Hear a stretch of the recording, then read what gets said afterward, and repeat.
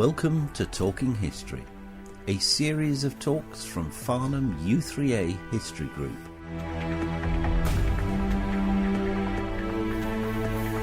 In this talk, Nigel Mariott gives us an insight into the life of Victoria and Albert. Part 5. Victoria and Albert's legacy, National History Museum, Royal Albert Hall, the V&A. The V&A is an absolutely wonderful museum. You can become a member and it is really good value. There's a members room there. You can have a very civilised lunch and you get asked to all the shows early.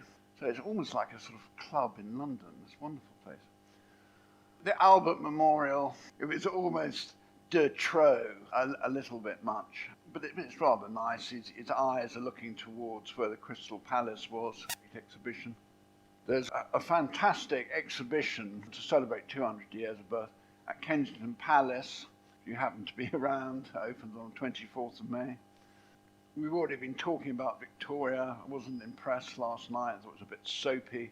A very interesting site, Queen Victoria's Scrapbook.org, journals and letters.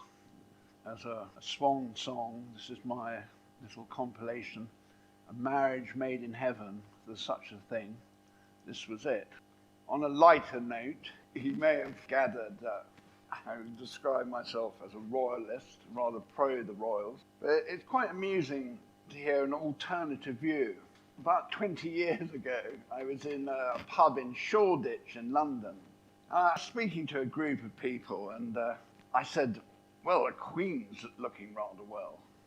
And there was a little old lady, don't forget, you'd look bleeding good, mate. Waited on hand and foot every day of your life.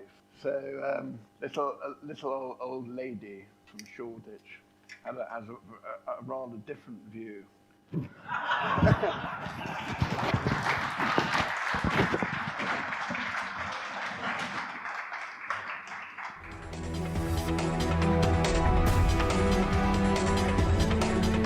The views expressed by the speaker are not necessarily the same as those held by the team at the Mr. T podcast studio.